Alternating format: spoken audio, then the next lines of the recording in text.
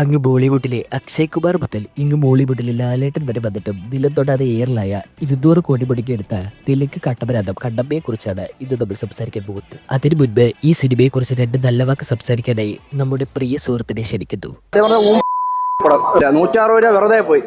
കഥ തുടങ്ങുമ്പോൾ തന്നെ അമ്പെയ്ത് ഭാഗ്യം വെക്കി പിള്ളേരുടെ കൂടെ വൈബ് ചെയ്ത നായകന്റെ ചെറുപ്പമാണ് കാണിക്കുന്നത്. ആ സമയം അവിടെ തുള്ളിക്കൊണ്ടിരിക്കുന്ന ഈ തള്ള പറയുന്നു, ഈ നാടിന്റെ കഷ്ടകാലം മാറണമെങ്കിൽ ഈ നാട്ടിലെ ആരെങ്കിലും ദൈവത്തിന് ബലി കൊടുക്കണമെന്ന്. ആ ഭാഗ്യവനെ കണ്ടുപിടിക്കാനായി ആകാശത്തിലൂടെ നാരങ്ങ എടുത്ത് എറിയുന്നു.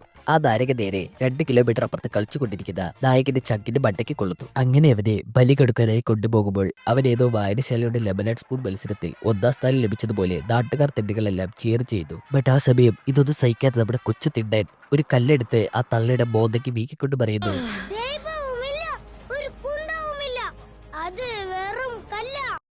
അങ്ങനെ 25 വർഷങ്ങൾക്ക് ശേഷം ആ ഗ്രാമത്തിലെ ഒരു കൊച്ചുകുഞ്ഞിനെ ഒരു പരുന്ത് റാച്ചിക്കൊണ്ടു പോകുന്നു. അപ്പോഴിതാ നമ്മുടെ ശരത്കുമാർ അണ്ണൻ കുതിരയുമായി ഓട്ട മത്സരം നടത്തിക്കൊണ്ടിരിക്കുന്ന നായകനെ വിളിക്കുന്നു. അങ്ങനെ നായകൻ ആകാശത്തിലൂടെ പോകുന്ന പക്ഷിയുടെ അണ്ണാക്കിലേക്ക് അമ്പെയ്തുകൊണ്ട് കൊച്ചിനെ ക്യാച്ച് ചെയ്ത് അമ്മയുടെ കയ്യിൽ ഏൽപ്പിക്കുമ്പോൾ ഈ തള്ള വീണ്ടും വന്ന് പറയുന്നു, കൊച്ചിനെ തിണ്ടനല്ല ദൈവമാണ് രക്ഷിച്ചത്. ബട്ട് തിണ്ടൻ പറയുന്നു, ഹേ ഓൾറെഡി ദൈവമല്ല ഞാനാണിവിടെ മെയിനെന്ന്. അങ്ങനെ വൈകിട്ട് 2 പഠിച്ച് തള്ളിക്കൊണ്ടിരിക്കുന്ന ശരത്കുമാർ അണ്ണന്റെ അടുത്ത് ഈ കുരിപ്പ് വന്ന് പറയുന്നു. ഇത് കേട്ടതും ചാർച്ചായ അണ്ണൻ തിണ്ടന്റെ ലീലാവിലാസം എന്ന ചാപ്റ്റർ തുറക്കുന്നു. അങ്ങനെ 6 വയസ്സിൽ തന്നെ തിണ്ണൻ താഴെ കിടക്കുന്ന ഒരു വടിയെടുത്ത് പുലിയുടെ തൊണ്ടയ്ക്ക് കയറ്റുന്നു. ഉള്ളത് പറയാമല്ലോ, ഇത് തള്ളല്ല. കാരണം 6 വയസ്സിൽ മുരുകണ്ണന് പുലിയെ കൊല്ലാമെങ്കിൽ തിണ്ണനും ആകാം. അപ്പോഴിത് കാട്ടിലൂടെ വേട്ടയ്ക്ക് പോയ തിണ്ണണ്ണൻ കാട്ടരുവിയിൽ വെച്ച് നായികയെ കാണുന്നു. അങ്ങനെ ഇതുവരെ മൊറട്ട സിംഗിൾസിന്റെ സംസ്ഥാന പ്രസിഡന്റ് ആയിരുന്ന തിണ്ണണ്ണൻ ആ കുളിസീൻ കണ്ടതോടെ സിഗ്ബിയിൽ നിന്നും നമ്മളെ പോലെ ചുഗ്ബിയിലേക്ക് ട്രാൻസ്ഫോർമേഷൻ നടത്തുന്നു.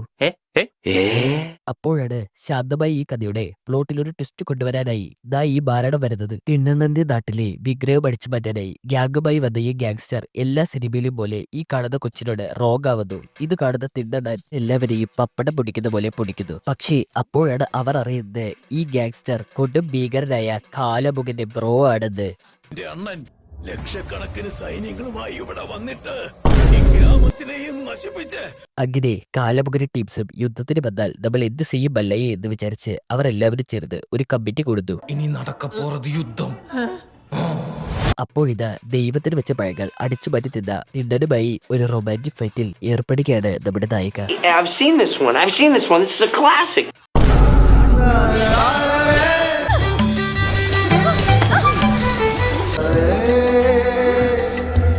മനസ്സിലാക്കി കളഞ്ഞല്ല പിന്നെ. ഈ ഫൈറ്റിന് ശേഷം നായകൻ ഡിബിലിക്ക് തിണ്ണനോട് ലവ് വരുന്നു. അപ്പോഴിതാ ബാഹുബലി ദേവസേനയ്ക്ക് 4 വിരൽ മടക്കി 3 അമ്പ കൊണ്ട് 3 പേരെ തട്ടാൻ പഠിപ്പിച്ചപ്പോൾ നമ്മുടെ തിണ്ണൻ ഡിബിലിക്ക് ഒരു അമ്പെടുത്ത് പനകൊല തട്ടാനാണ് പഠിപ്പിക്കുന്നത്. കൊല മുഴുവനും കാണുന്നുണ്ട്. അങ്ങനെ റൊമാന്റിക് മൂഡിൽ കാട്ടിലൂടെ ഈ കപ്പിൾസ് എൻജോയ് ചെയ്ത് നടക്കുമ്പോൾ നമ്മൾ ആരും അറിയാതെ പാരലലി ഒരു കപ്പിൾസ് കൂടി ഈ കാട്ടിലുണ്ടായിരുന്നു. തിണ്ണന്റെ ചങ്കും ഈ തള്ളയുടെ ബോളും ഇത് കൈയോടെ പൊക്കിയ തള്ള ബലി ട്രാപ്പിൽ ആ ചെറുക്കനെ തൂക്കാൻ നോക്കുന്നു. ബട്ട് അപ്പോഴേക്കും തിണ്ണണ്ണൻ ഏറിൽ നിന്ന് ചാടി വന്ന് അവൻ രക്ഷിച്ചുകൊണ്ട് പറയും, ഞാൻ ഈ ഗ്രാമത്തിലുള്ളിടത്തോളം നരബലി നടക്കാൻ സമ്മതിക്കില്ല. അതിനുശേഷം അണ്ണൻ ദൈവമില്ല എന്ന് പറഞ്ഞ് ഒരു സ്പീച്ച് നടത്തുമ്പോൾ ഇതെല്ലാം കേട്ടുകൊണ്ടിരിക്കുന്ന അർണോൾഡിന്റെ അനിയനെ പോലുള്ള ഈ ബച്ചാൻ പറയുന്നു, നീ ഒരുപാട് ഡേഗോൽ അടിക്കണ്ട, ഞാൻ കെട്ടാൻ പോകുന്ന പെണ്ണുമായല്ലേ നീ ഡൂയിറ്റ് അടിച്ച് നടക്കുന്ന എന്ന്.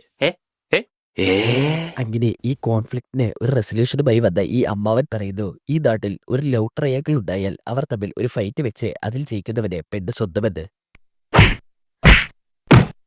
അപ്പോഴാണ് പെട്ടെന്ന് ആ ഫൈറ്റ് സ്റ്റോപ്പ് ചെയ്തുകൊണ്ട് തിണ്ണന്റെ ഡാഡി പറയുന്നു, കാലമുഖൻ യുദ്ധത്തിന് വന്നാൽ നമ്മുടെ ശിഷ്ടകാലം കഷ്ടകാലമാവുമെന്ന് വിചാരിച്ചാണ് ഞാൻ ഈ ടീംസിനെ എല്ലാം സെറ്റാക്കുന്നത്. അപ്പോൾ നീ ഇതാ ഒരു ചിക്കിന് വേണ്ടി ഇവരെ വെറുപ്പിച്ച് ഓടിക്കാൻ നോക്കുന്നു. സോ നീ തന്നെ ഫസ്റ്റ് ഈ നാട് വിട്ട് പോകണമെന്ന്. രണ്ടുപേരും ഇപ്പോൾ തന്നെ ഈ ക്ഷണം തന്നെ കോട്ട വിട്ട് വെളിയിൽ പോകണം. അല്ല, ഇത് ബാഹുബലിയല്ല, നമ്മുടെ തിണ്ടന്റെ കഥയാണ്. സത്യം. അപ്പോഴാണ് നമ്മൾ എല്ലാവരും കാത്തിരുന്ന ആ ക്യാബിയോ വരുന്നത്. ഇതാരാണെന്നോ ഇനി ഈ കഥയിൽ എന്ത് സംഭവിക്കുന്നുവെന്നോ ഞാൻ നിങ്ങളോട് പറയുന്നില്ല. കാരണം ഞാനും എന്റെ 2 ഫേക്ക് അക്കൗണ്ടും ഇല്ലാതെ ഒരു 10 പേര് പോലും ഈ വീഡിയോ കാണുമെന്ന് എനിക്ക് തോന്നുന്നില്ല. അഥവാ എന്തെങ്കിലും മെഡിക്കൽ മിറാക്കിൾ നടന്നുകൊണ്ട് 10-ൽ കൂടുതൽ ആൾക്കാർ ഈ വീഡിയോ കണ്ട് അതിലേതെങ്കിലും ഒരുത്തൻ ഇതിന്റെ സെക്കൻഡ് പാർട്ടിനായി കമന്റ് ചെയ്താൽ അത് നമുക്ക് അപ്പോൾ നോക്കാം. പക്ഷേ എനിക്കിപ്പോൾ നിങ്ങളോട് ഒന്ന് മാത്രമേ പറയാനുള്ളൂ.